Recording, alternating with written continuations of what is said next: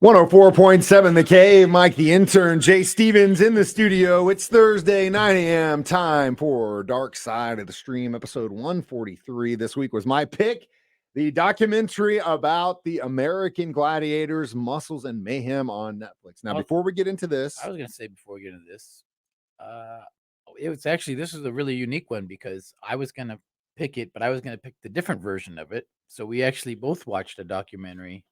Two different documentaries about the same subject. Interestingly enough, Jay, before we did last week's episode, was like, oh my God, the American Gladiator is so badass. I was like, yeah, I saw a preview of that. And then I was like, dude, it starts on Wednesday. And he goes, how is that possible? I just watched it. Yeah. And I was like, what'd you watch it on? He's like, ESPN. I was like, oh, there's a 30 for 30. Yes. So just disclaimer here. We're going to mainly be talking about the Muscles and Mayhem docuseries on Netflix. Now, there is a 30 for 30 on ESPN, which is really cool, but it's a completely different story. It's like a supplemental version, I'd say. Watch it after. It involves the guy. Okay, so basically, here's how American Gladiators started. There was this Elvis impersonator that decided he thought he had this really good idea for a show called American Gladiators. And that's all he did. That's it.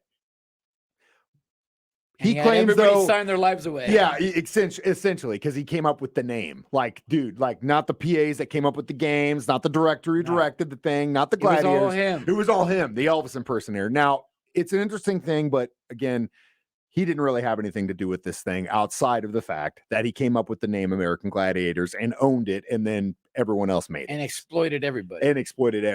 But here's the weird thing is he was nowhere to be found in this Netflix. He was not in the Muscles and Mayhem. 30 for 30, he was all over that. Because since again, he owns the name, they had to get permission to talk about it with him. ESPN got the permission. That's why they don't say unauthorized version or story, and Netflix does. Netflix says that's why he had nothing to do with it. Yeah. So all you have to do is say unauthorized and you can go for it. As long as you have the rights to use the footage and or images and you get the rights for the interviews, yeah, you can do whatever you want. I mean, you're talking about a factual story and events. It's just journalism. And a lot of on the 30 for 30, they didn't get to talk to a lot of the gladiators. No. They declined them, probably because they had signed a deal with Netflix already. No, probably because they hate the Elvis impersonator and all the money he made off of him, and the fact that in 1 year alone there was more viewership of American Gladiators than there was the actual Super Bowl. Yeah, and these guys and gals didn't get paid. They got injured. They didn't get taken care of. There was one woman who literally like twisted and broke her knee, and she was done for the rest of her life. You think she saw anything from that guy? No. So again, I don't blame them for not having anything to do with him going forward. And now that they are in a position to try and make some money, not having anything to do with them, because he probably got paid for that 30 for 30. I guarantee you he did. They probably were like, I'm not going to help that guy make any more money. I guarantee you that. Gladiators were huge. They were rock stars. Bro, I was a kid. And you know what's funny? I was talking to my dad about that. And we both said, it's so funny. We used to watch that show. I mean, all the time.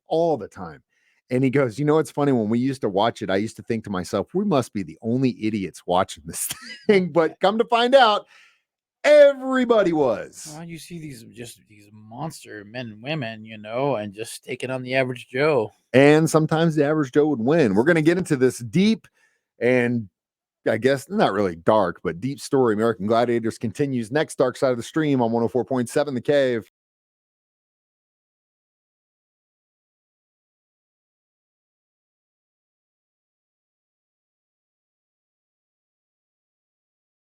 .7 The Cave, Mike the Intern, Jay Stevens in the studio. This is Dark Side of the Stream, episode 143, discussing Muscles and Mayhem on Netflix, the unauthorized story of American Gladiators. So yeah, I was a kid when this stuff was happening. I loved it. I wanted to do these things. There were so many different events that I as a kid watching this documentary, was just like, God, I wish I still could do. But I actually had to write some notes down because there were so many things I wanted to talk about, and I did not want to miss. And the first thing that I want to bring up is the fact that ice is still hot, smoking hot. Oh, I can convert her back. God, yeah, dude, so hot.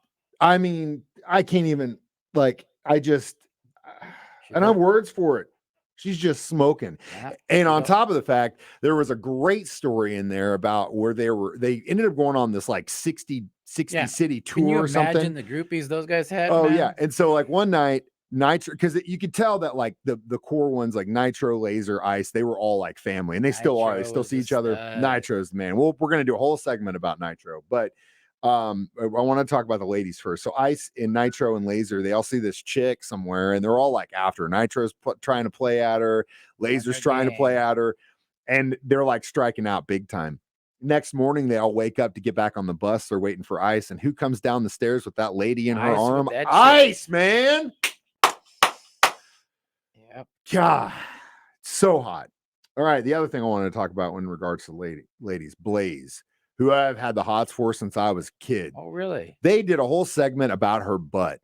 Yeah, they did. And it definitely deserved it. That booty, I couldn't. I was getting. My wife's not a jealous person, but I was talking about that butt so much while we were watching it together. I was starting to get looks. And my wife's not jealous, but I mean that booty was. If it's somebody that's like on TV and famous, can you get in trouble for that? I mean, no, but at a certain point, if you're sitting there talking about her butt 30 minutes later, you probably should shut up about it. I just say I will talk about for 24 hours someone that I met the night before the show. I know you will, but I keep those thoughts locked up in the vault. I'm just honest. Hey, I can appreciate a good-looking person. Yeah, and I can't appreciate a good-looking booty. And Blaze had an incredible booty. I'm sure she still does. She ended up marrying the guy Sarge, the guy that helped train them on the jouster, whatever that thing was called, where they hit each other, sock 'em type thing. Knock 'em, sock 'em. But that was also something really cool to watch, the like evolution of some of those games, like the pilot episode when they lit bootleg outfits. It'd be like us trying to put on a show. That's what it looked like. It literally would have been. But that they did bad. turn it into something really awesome, man. Maybe that was that one set director guy that came in and came up with all the games. Yeah, they did the first half of the first season man. Look like garbage. Then second half they brought in, and then they made it work, and it caught on, and they started to make some money. And with season 2, they really pulled out the stops. We'll talk more about some of these American Gladiators next. Dark Side of the Stream on 104.7 The Cave.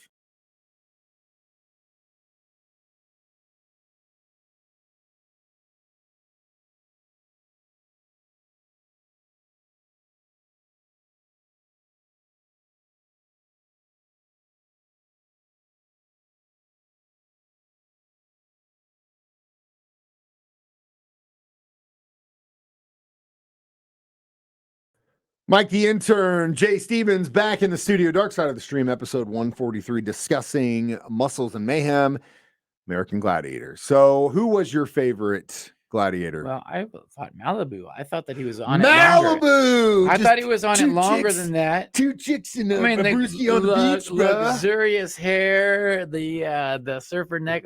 I mean, then come find out he wasn't even a surfer. The funniest part about the whole thing, right? All those guys and gals were juicing big time, and I'm sure Malibu included. Yeah, you have to juice. Some of these athletes were like, they had competed for the Olympics. Jim and I was a former NFL player. They were hardcore athletes. Malibu played racquetball. That's it. Hey, look at that dude. And his arms are like this. He's like, "What did you play, man? Racquetball." Yeah. He was what they called display model only. Like when they said when he got hit, he goes, you can see him blinking. He's not used to getting that story. Yeah. When he was display model only, man. Nitro talked about that. He Nitro said, was like, no, that guy was soft and he wasn't gonna You can tell right before a guy gets hit, the reaction, if it's to recoil or to push through. And that guy would recoil. And I knew that eventually someone was going to hit that guy hard, and they knocked him out. Poor Malibu. But man, he has definitely been immortalized in memes across the internet for decades, and will probably continue to be. And anytime I rewatch those episodes and he comes up, I'm like, God, I love that. So Malibu's your favorite. Nitro is and always will be my favorite. Nitro. I mean, he was just the coolest one. You know, he was there one of the longest. Laser obviously was there the entire time. What a stud though that Nitro guy was. Yeah. Right? The thing about this though that I will again, they kept coming back to this is something to be celebrated. You know, their athleticism, the fact that they were bringing bodybuilding to the forefront, but the fact remains here, guys, they were all juicing. I mean, you can't. And you want them to, though. You want them to be superhuman looking. You don't want just average Joe looking guys. At that period in our history, yes, because the action star was a big thing, and that was like the whole deal. But now you look at these guys like on American Ninja Warrior, for example. These kids, Little they're not scrawny guys. they're No. not like massive, but they are super athletic, Yeah. which proves the point. But they're not taking hits. Though. They're not taking hits, and again, the physicality definitely adds. If you're you want taking hits and smashing, you want I to be want them big, to be but massive, huge. you know, and just as well as I do in destroyers. jujitsu, size don't matter, man. No, it helps, but don't It helps. Yeah. It can help, but it don't matter. And I think that's what we're getting close to. But that whole thing about celebrating their bodies and like the bodybuilding stuff and all that, I was like, come on, guys, you were juicing. We all know you were juicing. Yeah. And again, if that's what you need, like Zap, she was like, she goes, I never took steroids. Well, you were taking hormone growth stuff, which is the same thing. Yeah. But yeah, her story was crazy. I did not see her Playboy. I don't think I ever saw that. No, I almost wanted to Google it. Yeah, well, maybe we should in the off time. In the meantime, we'll be back with our review of Muscles and Mayhem. Dark Side of the Stream continues next on 104.7 The Cave.